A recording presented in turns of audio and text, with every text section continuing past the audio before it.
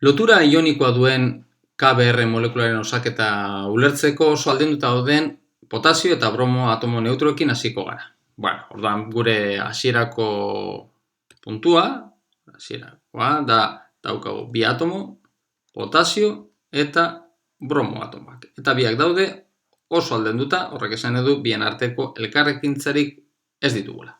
Bueno, orduan, lehenengo urratzean, gure helburua da KBrren lotura ionikoaren jatorria ulertzea, beraz lehenengo urratzean elektroi bat kenduko diogu K atomoari, potasio atomoari, K elektroi bat kenduko diogu, K elektroi bat kentzen bat diogu, orduan K plus geratzen zaigu, eta klaro, horretarako ionizatu behar dugu K atomoa, beraz energia eman behar diogu, eta eman behar diogun energia da ionizazio energia. Eta horretarako daukagu hemen agertzen diren datuak, bai? Eta hauen artean agertzen da Karen ionizazio energia. Kasu honetan, hause duguna, bai? 4,14 elektroi volt dituguna. Bueno, orduan, badaukagu lehenengo urratza. Orduan, kenduko diogu K atomoari elektroi bat, eta elektroi hori pasatuko diogu bromo atomoari. Beraz, Br minus osotuz. Baina, elektroi bat pasatzerakoan, atomoaren energia hori irabazten du. Beraz, energia txikiagoa da. Eta zenbat txikiagoa egiten den, horretarako behar dugu bromoaren afinitate elektronikoa. Beste datu bezala ematen dana. Beste datuak ematen direten beste datuak ez dira erabilgarriak gure kasu honetan. Kasu honetan behar duguna da, bai, potasioaren ionizazio energia eta alde batetik, eta gero bestaldetik bromoaren afinitate elektronikoa. Kasu honetan negatiboa da, zenetan irabazten dugulako energia. Dan, minus 3,17 elektroi volt ditu. Oso ondo. Bueno, horrela, oso aldenduta dauden K plus eta Br minus ioiak izango ditu. Orduan, ioi hauek hurbiltzerakoan hauen energia txikitzen joango da. Hora, lehenengo eta ben, sistema hause dugu, eta K plus eta Br minus osotzerakoan, ikusten duzuenez, sistema honi dagokion energia positiboa dugu.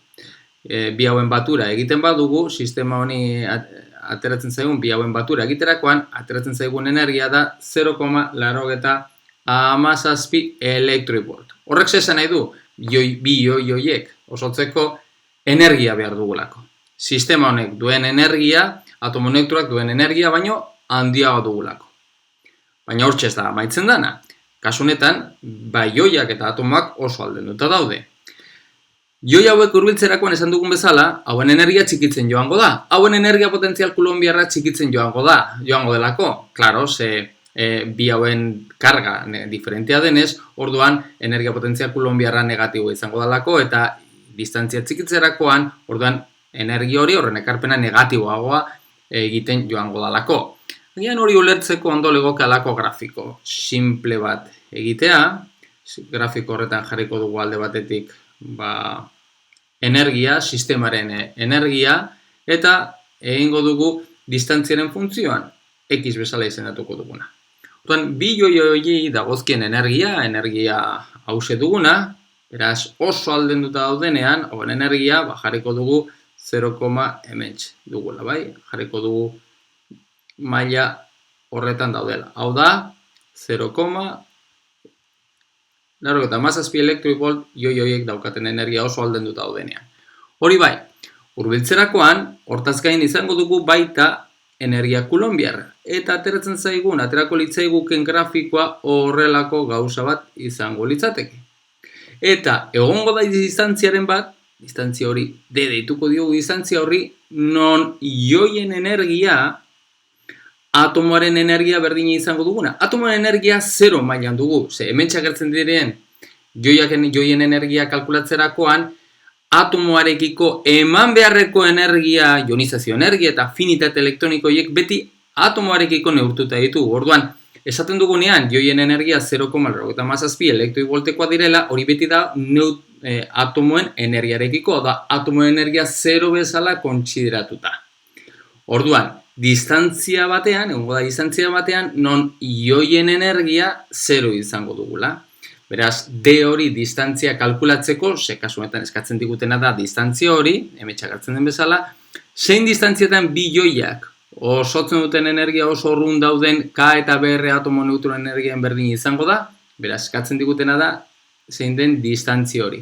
Bai, gero esaten digute, nola horretarako, joien arteko energia potentzial kulonbiarraz gain, joia karga puntualak bezala kontsideratu, kontuan hartu behar dugula baita joiak sortzeko behar izan dugun energia ere, hau da hemen kontutan hartu duguna.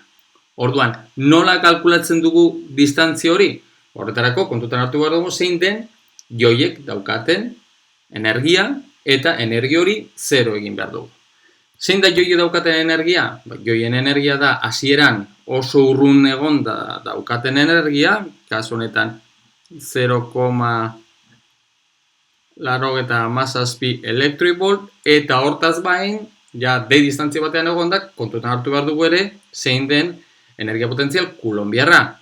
Eta energia potentzial kulonbiarra negatiboa izango dugu, ze bi joien karga diferentea dugulako, bider konstante bat, lau pi epsilon azpi 0, bider bi joien kargen karratua, baina bi joien karga bakoitzena elektroi batena dugu, beraz, E karratu zati D.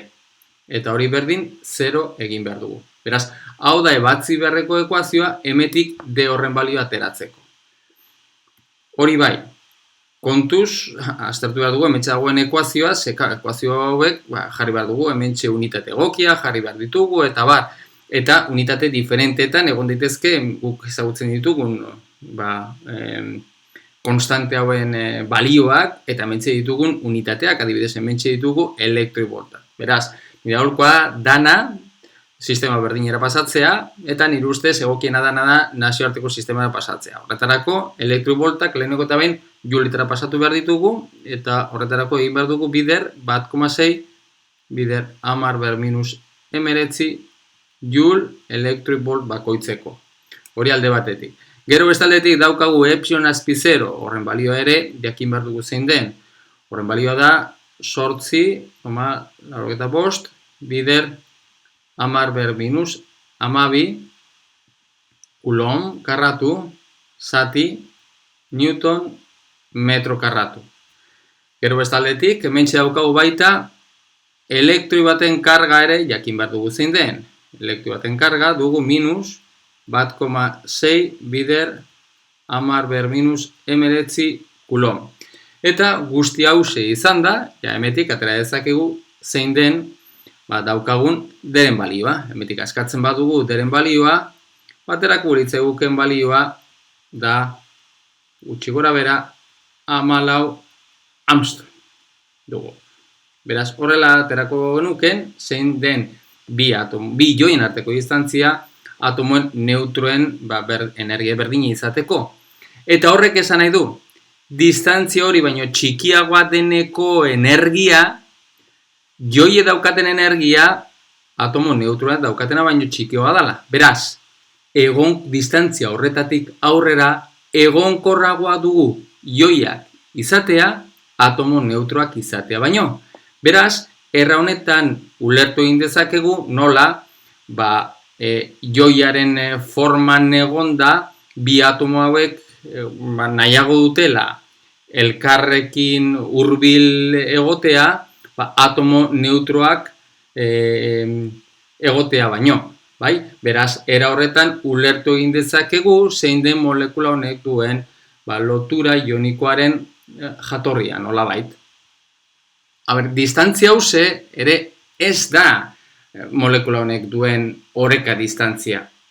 Horretarako jarraitu beharko genuken, distantzia txikiagotara eraman beharko genuken, eta ja atomoak edo joiak lar edo asko hurbiltzen ditugunean, ja hasiko litzateke ioi horiek edo dauden barne elektroien kontaktuak eta haien alderapen energia potentzialaren eragina, eta horrekin lotuta ja energia gorantza positiboa eta handia izaten hasiko litzateken distantzia batetik aurrera, bai?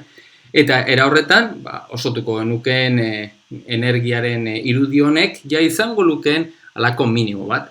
eta minimo hori kalkulatu ezkero, hori bai izango litzatekela molekulari dagokion oreka distantzia.